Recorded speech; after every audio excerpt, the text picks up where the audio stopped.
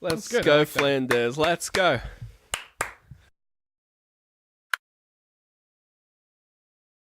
Hey guys, welcome back to the Alpha Podcast, official podcast of digital and creative media works. For each week, we take something from pop culture and try to break it down to better understand it. My name is David. My name is Ben. I've suddenly got like a really croaky voice now that we started recording, Yeah. and I don't know why that is. You just the age is setting in. It's my old age is catching up with me. You're literally seconds older than when you started. It's tough, man. Yeah, it's the You tough know, life. And let me tell you, as an older gentleman, it's a tough life. I'll tell There's you what. another one. Oh, there goes another second. There's another one. Well, that's just really depressing. Another really, one. If you think about it for too long. Another one. Speaking of like existential nightmares, so this week you made me watch something that I can only describe as a film that I watched with my full attention from start to finish and understood very little of it. So this week we're talking about the challenge of Wrong, which is a 2012. It's Film? It's a Is film, it a film? or is it I an think art it's a piece? film. And it's by it's by the guy who did the wheel one.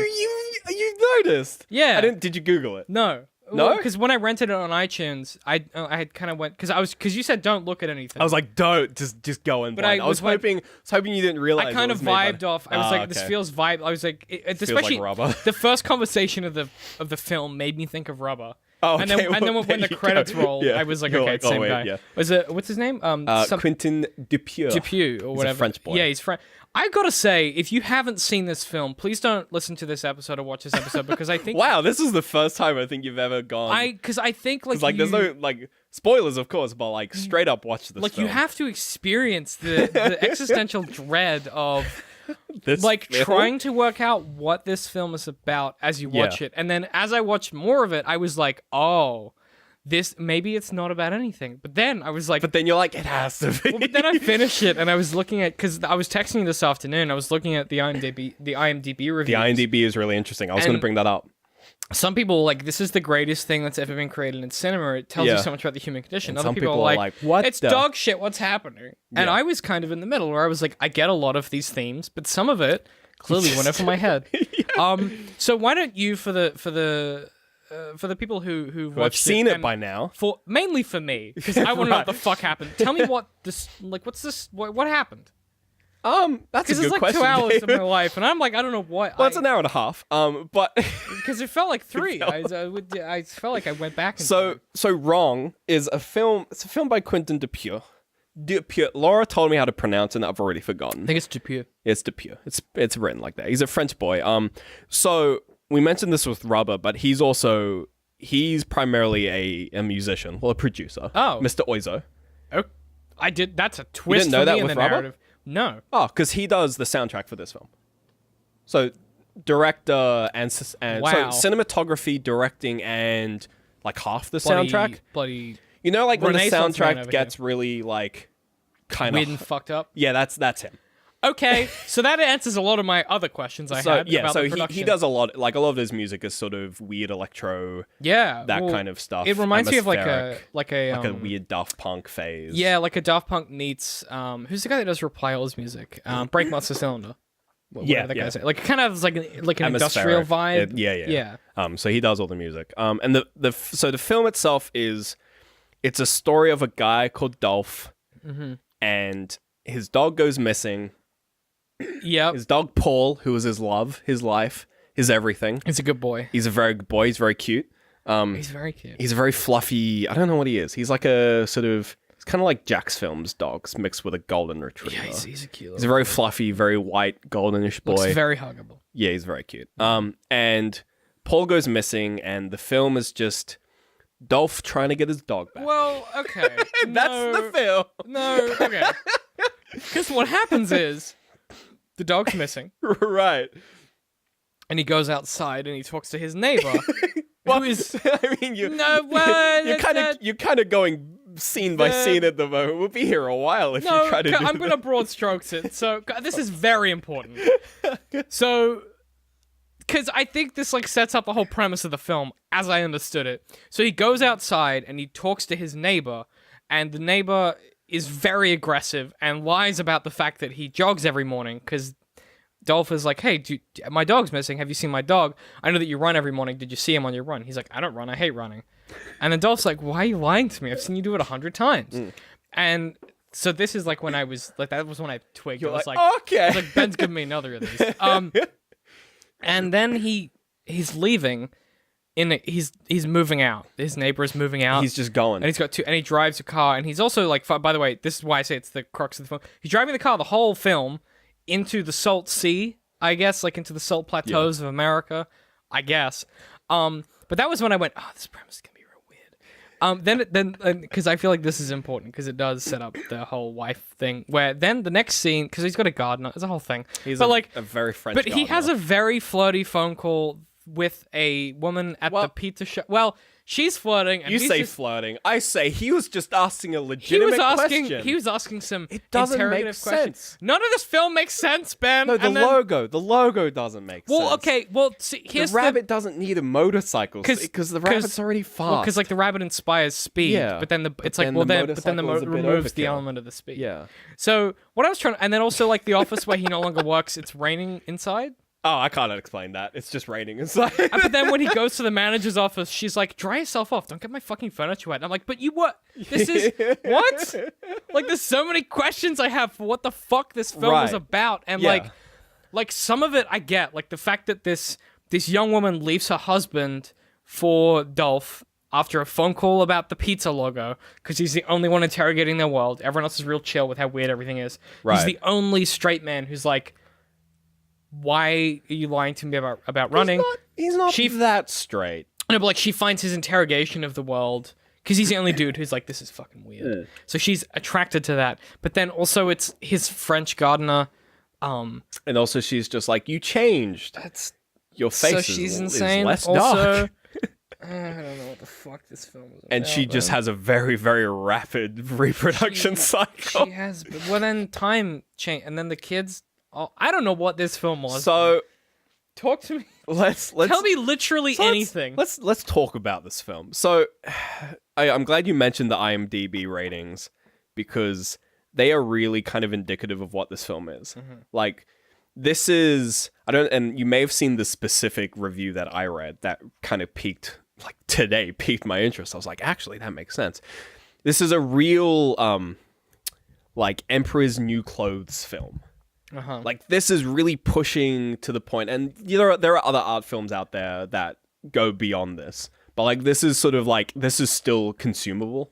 Like you can still watch this film and actually not be like, you know, you don't have to leave the room because it's like so disgusting. It has like a plot. And it has a plot and it ends, and it you know it has a beginning, a middle, and an end, and it has characters. It's a film, but Yes. it's really pushing the envelope of like on the edges of that. Is really on the edges of like what is kind of like what you can watch and still engage with. And there was a review. It was actually one of the 1-star reviews that this film got on IMDb, where someone just started grandstanding about art films as a whole, Don't think I saw about art films being the new Emperor's New Clothes, and you know, all it's gonna take is someone to just be like actually these films are shit, and everyone will realize and be like, yeah, actually these films are shit. Like I'm just pretending to like them, Right. but then you have all of the other reviews of people saying that they quite enjoy it. That's interesting. Yeah, okay. This film is really like the cusp of like It's on that threshold, huh? sort of like mainstream kind of like easy viewing semi-drama, semi-comedy kind of thing, and like pure tripe. It's yeah, Because there are some jokes in this film that legitimately are absurdist, but they land quite well. Like the alarm clock, how all of the clocks, like 7:59, it flips up to 7:60. That's one of the best jokes in the entire film. and like I was like, oh, that's fun. Like that's hilarious, and they run it 4 times, which is the interesting thing. You expect them to run it 3 times, and then they run it again, Yeah. and you're like, okay, right, like that's not running it twice and forgetting it that you have to run it 3 times. That's running it 3 times and then on purpose running it a 4th time. pointing a finger at you, being like, "Gotcha, bitch." Because the 4th time is not 7:60, it's 11:60. It's an explicit. We're running this a 4th time. We got you. Yeah, it's weird.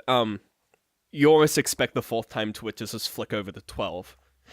And then I was gonna be like, And well, then did it's the like- first ones happen? But this is like, no, this is a No, joke. it's like no. Yeah. We just running it 4 times. It's this weird, and you know, and then some jokes just don't land. Well, I think that like that idea that you've just touched on that, which is like it all feels very deliberate. And that's something that I which- noticed with Rubber as well. Like, there is the thing that you spend the whole film trying to work out is like, what is the point? Like, like as stuff happens, you're like, where is this going? And that's, I think maybe the point of the film is like that you should be trying to work it out.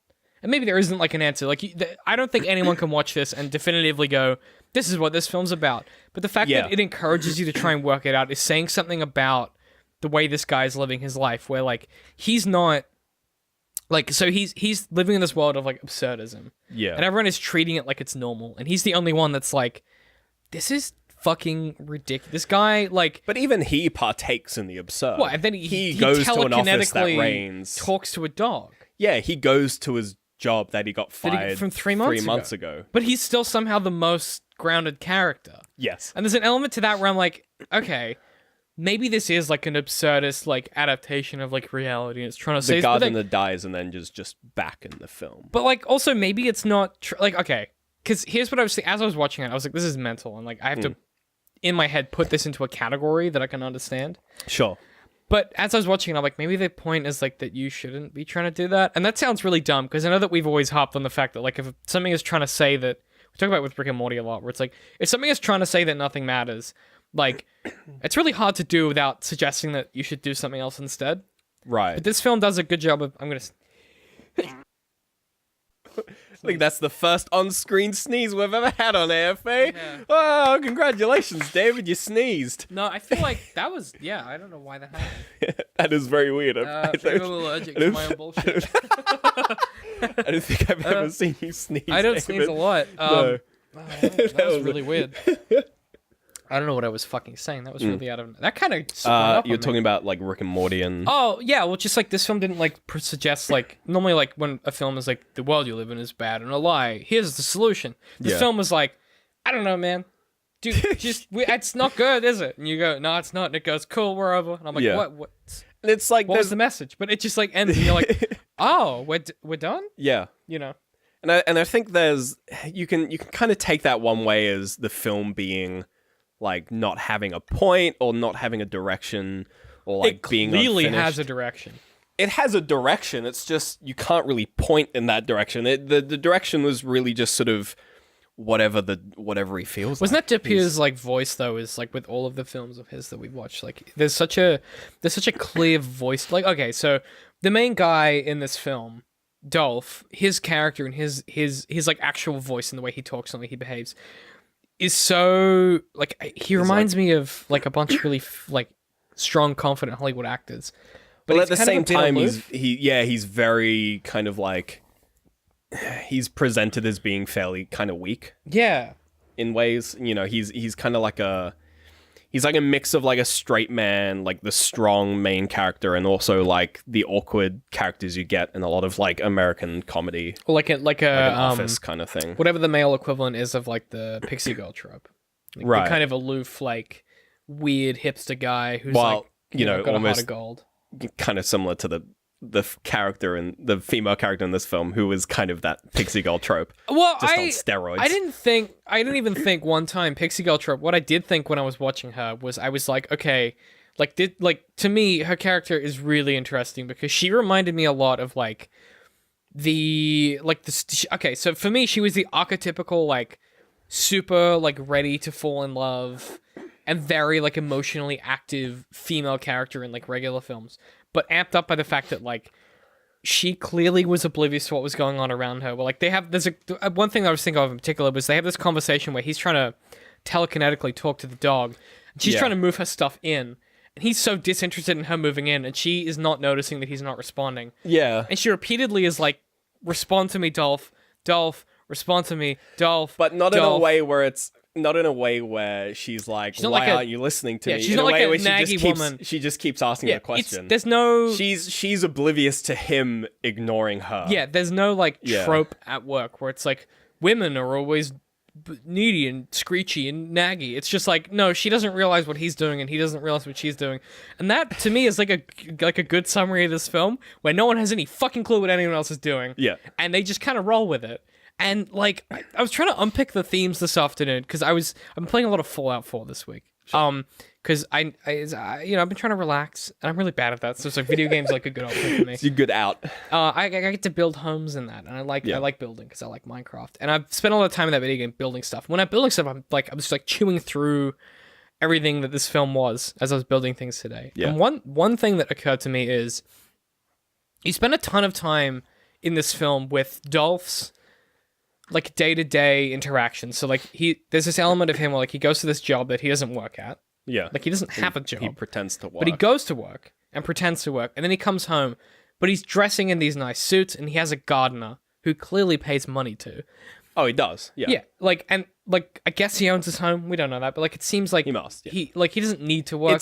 It's the American dream, is what it is. Yeah, he is the American dream. Yeah. Like, but to the extent where like he thinks part of that dream is he needs to go to work, even though he doesn't. Yeah. And there's a part of me that I'm like, even that as a concept is so clever, because it's like, okay, what's the American dream?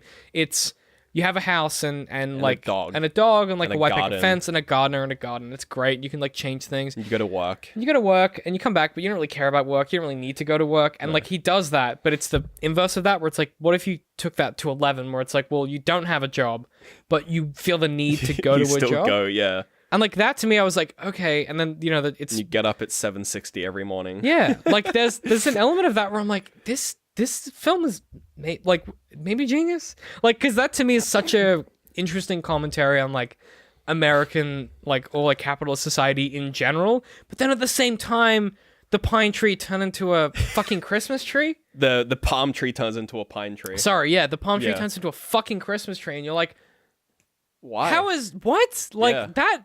I was like, what? And then and then it they just kind of and they get a little one, and then a plot point is that he has to. He decides to build a pitcher's mound beneath he's like I'm gonna make a mound and then put Make it look the tree taller. in the mound, and he's like, that's a great idea. You're like, that's a horrible idea. Are you kidding me? But I feel like the whole setup for that was so that the wife could be home when when he was the gardener was also When there. the gardener was there, yeah. But like, what the fuck is that? Like, that was when I was like, I don't know. I no longer know what this film is about. But Yeah. like, I think there is some interesting themes in that where it's like, clearly Depew is critically aware of the fact that people watch these films and think about them. Yeah. And it genuinely, Oh, it's so easy to watch this film, and well, it's the kind of film where like I like, again, some of the reviews, there were people making remarks where it's like, oh, only people who are stoned out of their minds could watch this garbage film. And it's like, that perception of like a film that's dumb and has no point can only be consumed by people who aren't paying attention. This film takes that and just throws it in the fucking ditch. Because like, even if you try not to pay attention, it'll make you pay attention. You know, like we're at hard cuts to him in the office and it's raining. Like you can't not pay attention to that and be like, wait, what? Like, why is it raining? or like, Regardless of if you're on, you know, if you're stoned out of your mind or not, like you're gonna engage with the fact that why is it raining? That's really interesting. I hadn't thought of that. And you know, like the whole like pine tree thing, like they set it up for so long where it's just like, you know, there's an issue with the pine tree, like I have to show you it, and then it's like, oh sorry, the palm tree. And then it's a pine tree, and it's like, even if you weren't really engaging, you'd be like, why does he have a pine tree in his backyard? yeah, And like then the second question, why did he have a single palm tree in his backyard? Why does he just have one tree and nothing else? it's okay, he hires a gardener. The only thing in his garden is that tree. Is that tree? The garden's like, just it there, doesn't- just, and I guess he mows the lawn because he has a lawnmower and he's But like, badly it drawing doesn't it. make but any it's like- sense. Yeah, And like to me, I'm like, that's great. Like the fact that like when people are like, this is no good unless you're high, and it's like, no, this is like he's something- filling up the water glass and he just fills it up literally to the top, and that scene runs for like 20 seconds, and you're like, what is he doing?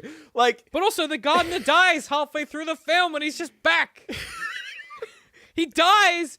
A character dies in this film, and he just and then he comes back. turns up the next morning, And he's just, and like, and no literally one, no one says anything. No character is like, gee, it's weird that you were dead and you're that back. you came back. They just treat it like it's fucking.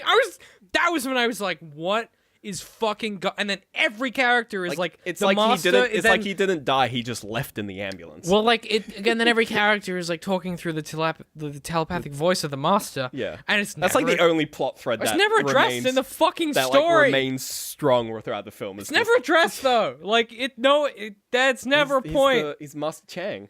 It was like a weird. Who's played by a French guy, and he has like an Indian accent. ponytail. Yeah, Like that. Like when he died, and then the next morning he was just alive again. I was like, standing under a tree that wasn't there originally. I might well, add. because it's how to you know Yeah. what it, like. But the then what's tree's just added. Yeah, it's just, yeah, it's just another tree there.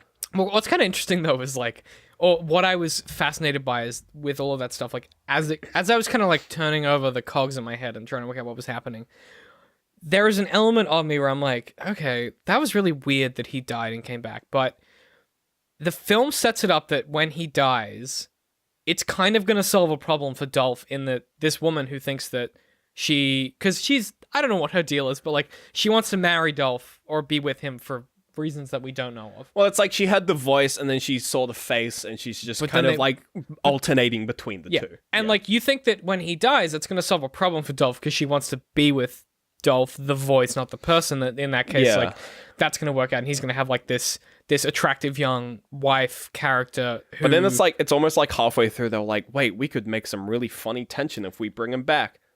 And they just did, and bring him back. Maybe this. Oh no, okay, no. Actually, that's an interesting thought because maybe this whole film is Dupieux being like. I keep saying it different every time. I don't take it back. Dupieux is trying to maybe this is like an absurdist script on how people tend to write their first screenplays and just like fix problems. And they just fix problems as they come up and then don't do any back work. Yeah. And like you look at like Hollywood films that are like really big and popular and you go, well, there's like 12 plot holes here that you could have solved by a quick rewrite. Maybe this whole film is like criticizing the romantic kind of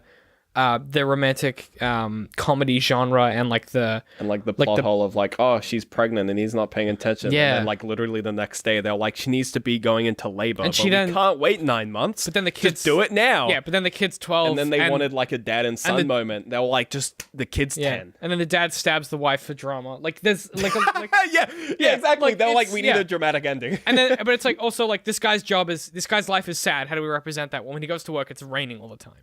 But he's also fired. And also, like, his tree is wrong, and his dog is missing. Like, it feels to me like this whole film is, like, a critical commentary on, like, Hollywood thinks that romance looks a certain way and that romantic comedies are a certain way. And this entire film feels like this absurdist, like, kind of send-up of that. Because, like, even the master character, he is, like, a send-up of, like, the attractive young Ryan Reynolds type Ryan Gosling type who comes in and is, like, to the middle-aged man, is like, I'm going to spruce you up and fix you, and you're going to get your wife back, and you're going to be sexy and attractive again, and you're going to re-find yourself. I'm going to kidnap your dog and give him back. Yeah, like, it all, but that, because, like, in the actual film, that would be, like, a plot contrivance to make it more dramatic. Like, the whole thing feels like this big send-up of the fact that, like, in Hollywood, they just keep feeling the need to ramp up the drama every time without fixing like the fundamental flaws of the genre. And then he adds in the constant like Inception bombs into the soundtrack, where just like at the start of the film, like it's just the soundtrack is just like deep bassy tones as this guy takes a dump in front of all of his friends, and there's a burning. Also, do you remember how the film opens? Yeah, it opens with that. Yeah, what? The Hang firefighter. On. What? No, because what did that have to do with the rest of the? Oh wait, that's the car burning. That burning car is the car that they used to kidnap his dog. Like that is connected. He's mentioned like, oh, the car was found in flames. That's really like that's that car, and that's also the car when he goes up to the cop. Well, and also he's like, the police officer. Yeah, that's that. That's that. I think I knew that when I watched it, but I forgot it. No, again, like you just parts of this film just leave your brain. I think this film is incredible. Like, this might be one of those films that, like, this could be one of those films where, like, it could be, like, the film. It's something. Do you want my theory of this film? Yeah, I would love to hear your take on it, because I feel like I've espoused on you my opinion. So, my grand theory with this film, all-encompassing, it fixes all the problems. Everyone's a dog. Just everyone's a dog. Dolph's a dog. Dogs are dogs. The humans are dogs. Everyone's a dog. The cop's a dog. The firefighter at the start who takes a dump in the middle of the street, he's a dog. Oh. The guy's watching him with dogs. The detective who walks around, sniffs the poop, he's a dog. Yeah, the wife, because like... The wife, she's a dog. She leaves the husband because his voice is better. She's a dog. Everyone's a dog. They work on the water because they're dogs. Well, that's a bit she tells them, hey, shake yourself up, get the water off you because he's a dog. That's a bit less exciting. Yeah, they're all dogs. It's a film about dogs. That's my theory. Well, that's depressing. That feels like less fun. It feels like it could be more valid. Go into it again with the idea that they're all dogs. It's like a good really time. experience. It's a Okay, really good time. yeah. This is like a film I feel like you can watch this 20 times and not get it still. I've seen it like 3 times, and every time I watch it, there's just something new. There's something new that just comes out. You're like, that's a good one. Or you remember that something happens. You're like when the film starts and it's like you're like, oh, I forgot that it opened like this, and then like the alarm clock, you're like, oh god, I forgot about this joke. And then when they're at the beach and it's filmed in reverse for some reason, you're like, I forgot this bit was filmed in reverse for some reason. Like when that happened, I went. You're like, wait a minute, what? And I was like, He was like, he's driving kind of weird. yeah. And then I was like, oh no, okay. He's like, why is he reversing and then turning around? But like also like. Why is he running backwards? Like, why is that whole shot reverse? Why does he stab her with a bottle? Where did he get the bottle from? Like, The kid gave it to him. Yeah, but like, why? Like, that's just like there's. Why does she want to give birth on the beach? Well, that I didn't think that. Honestly, I was like, I get it. She just wants to give birth. Yeah, I get that. I was like that. That was like the one thing. And he's just like, okay.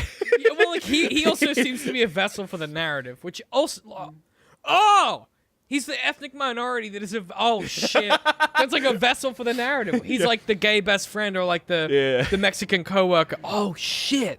No, that's totally what that is. He's like the guy that has literally no founding character except to oh shit. That's incredible. Like he's like the guy. He's like the what's in Walter Mitty, he's like the Patton Oswalt plays him where he's like the fat guy on the phone or like the Hispanic coworker or like the gay best friend who just exists to advance the plot. Holy shit, that would make a lot of sense. He's the gay best friend in the Killing Joke film. Yeah, I forgot that film.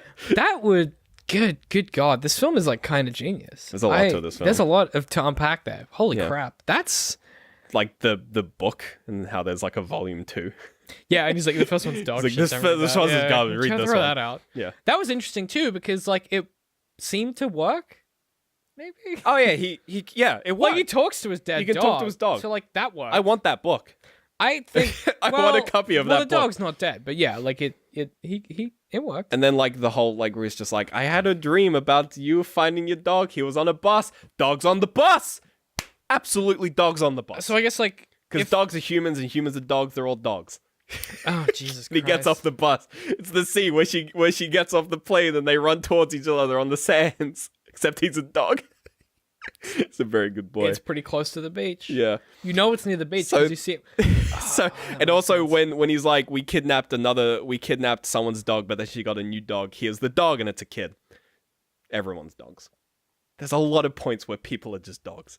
Like my theory, there's a lot to this theory. I'm telling you. Wait, hang on. I just want to. to. It's just like I need you to take care of this dog. Let's unpack Take care that. of this pet. Let's unpack that plot point because that is kind of at the turning point of the film. So the problem that's happened is someone's lost their dog, and the master has given them a dog to make them feel better about not having. No. The master kidnapped the dog. What? Did you not pick up on that plot point? What? So the master has a company where he kidnaps. I understand that. Yeah, and he kidnaps someone's pet, and then they're like, "Well, I'm just gonna get a new pet." No, but they try to give Dolph the new pet because now that they're given the old dog is back. So no. That's the old dog. They're like they got a new pet and they love the new pet more. So we need to find a foster home for this old pet. So can you look for this old pet?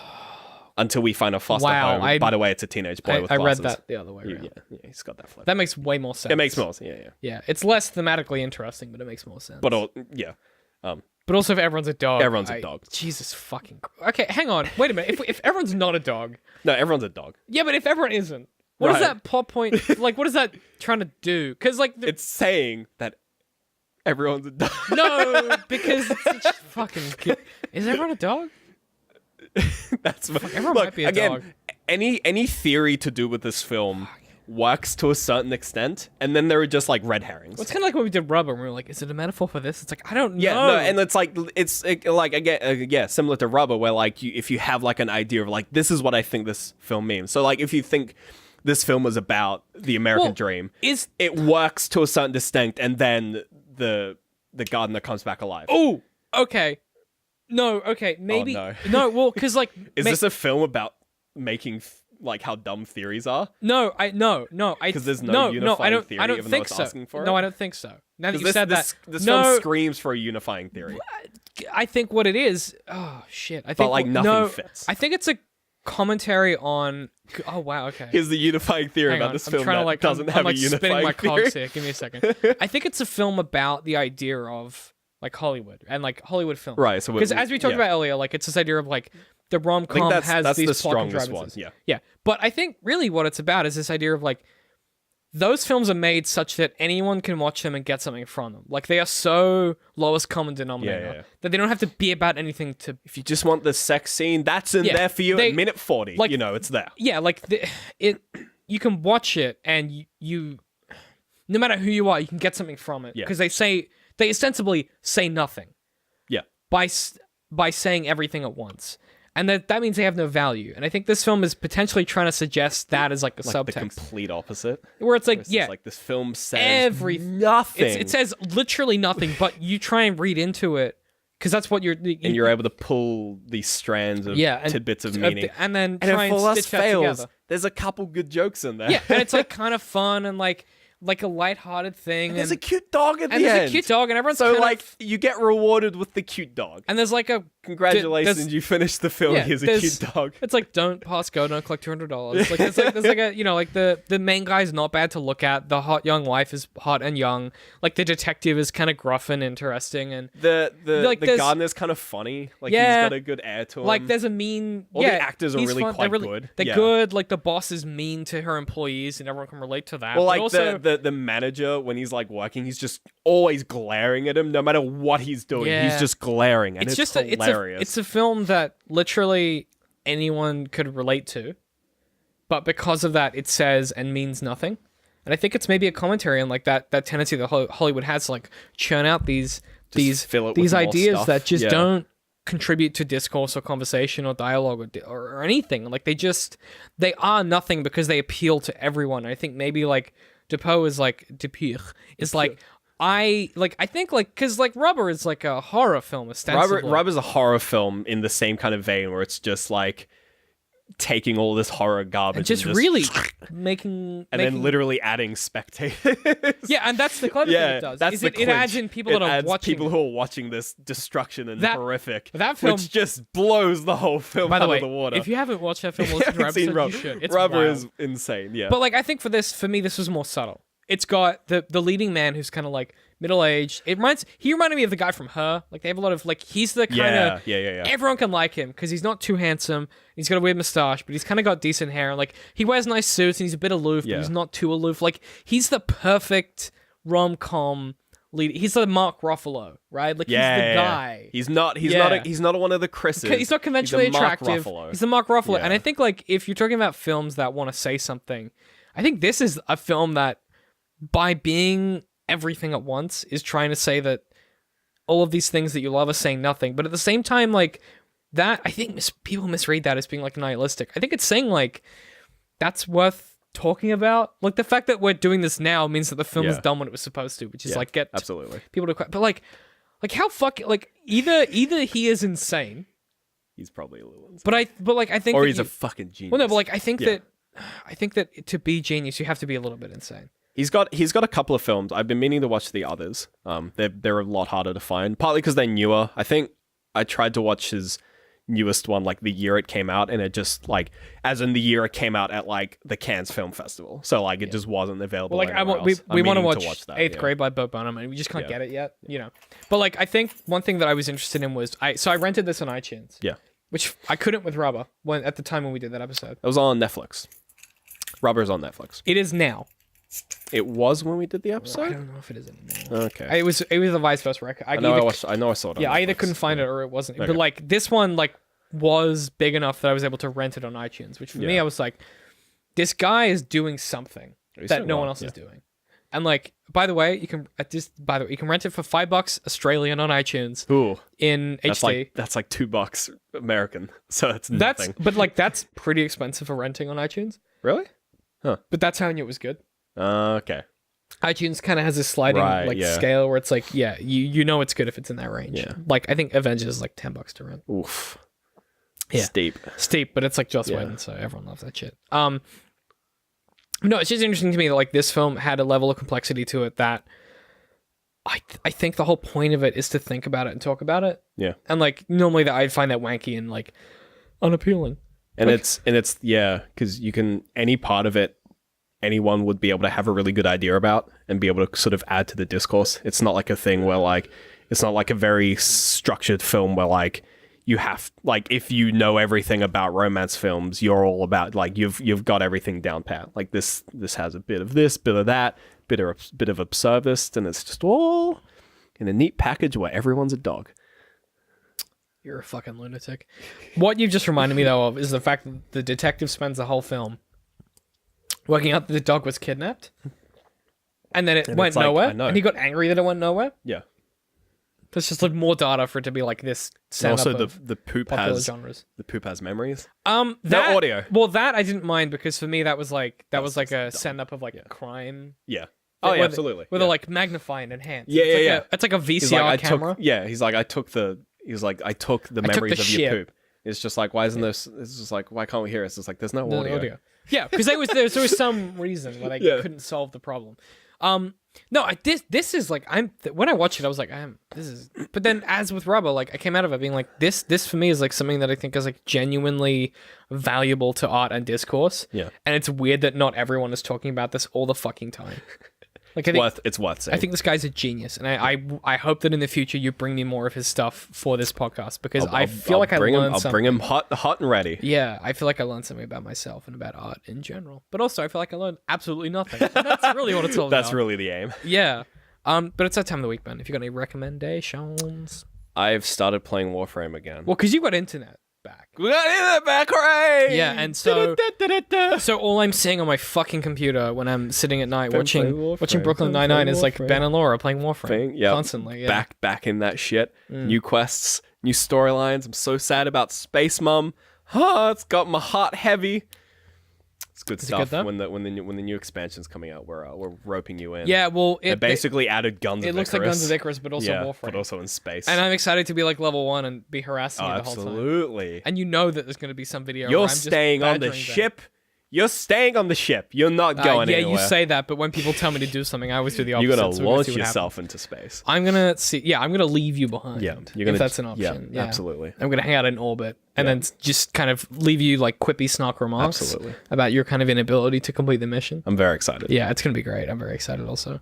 I was trying to think of what I did. I finished Altered Carbon. Jesus, I need to watch that now that I have And then internet. promptly wrote like an aggressively deconstructive antagonist video script about it. Oh, that's good. It's a good show for the first 4 episodes.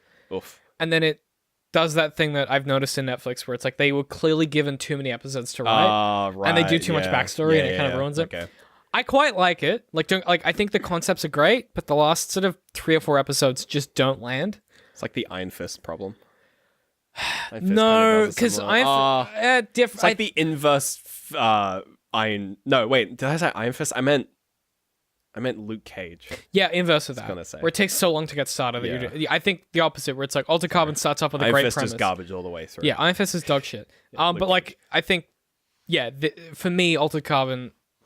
I'll probably do the video because I'm really engaged and interested in this. As it's like Blade Runner, but kind of like more cyberpunk. Yeah. I really like the ideas in it, but they just kind of ran out of stuff that was interesting. They were like, we should explain our characters, and it ruined it. Yeah. But I thought it was a really cool idea, so that'll be coming out at some point. But I've also spent like most of the week working on my Star Wars Revenge of the Sith video Ooh. that is still to come, and I've done so much fucking research about that film that I know too much about that film, and it's burning my brains out. So I need to get the video released so I can forget You it can all. forget about the Because film. it's taken so fucking long to work out what went wrong. So look forward to that. Yeah. But that's pretty much what I've been doing. Because Alright. my goodness. What has always been, where can people find us? Facebook. At DCMworks Social. YouTube. YouTube.com/DCMworks. Twitter. At DCM_works. Patreon. Patreon.com/DCMworks. Is that it? Yeah, that was it. Alright. My book's out. You can buy it. Maynardtrick.com. It's a book. It's kind of like a steampunk. It's a book, has a front cover, a back cover, and a whole bunch of pieces of paper in the middle. Maynardtrick.com. Unless you buy the ebook, in which case there's no paper. But You All should of get the- me to record all of your advertisements. I will be. Oh, just I will well, ruin them. we're looking at radio advertising. It's quite expensive. But they were like, "Oh, who would you get to voice it?" And I was like, "I don't know." I know, dude. Just Ben being like, it's a book. Hey, it's a book. MaynardTrig.com. Go buy the book." And it's like, why are you doing an accent, Ben? I just panicked. That's she's doing a how to Swedish speak. accent. Yeah. No, you can buy it. It's really great. And if you use the code AFA Pod, I believe you get like, I think it's 15% off the ebook. I literally forget every week. My God. It's because like we You said, get an undetermined amount % off. it says in the description in the podcast show notes. But because like we said it once, Cameron was like, "Here's what it is," and I nodded and went, "Yeah, got it." I didn't write it down. Nice. So I'll probably forget again next week. 13.4% off. But if you put in, don't overpitch. If you put in AFA Pod at checkout in the coupon code area section, you'll probably get a discount of some description on the ebook. I'm not sure how much. Don't know which. It's a mystery prize. It's exactly. And if you're a Patreon, you'll have the Patreon coupon code to get. When you buy the print copy, you get the ebook for free if you're a Patreon. So if you go to patreon.com/DCMworks and you subscribe for $3 a month, you can get access to that immediately. And also an exclusive signed copy by me. I'll write you something nice in it. I'm in the middle of organizing Yoop Kuman's book. So if you want to join him and a few other people getting those, patreon.com/DCMworks. And also you get a bunch of free, awesome, exclusive content that we've been working on for a long time. And Interface Part 8 is coming out soon. I've been cooking away at it. Spicy. And we have to record more soon because we haven't for fucking ages. It's been a while. Yeah, it's been a minute. So look forward to that. Otherwise, I'm at DCM, I hate pie. I'm at Literal Citrus. And we will see you guys next week. So bad.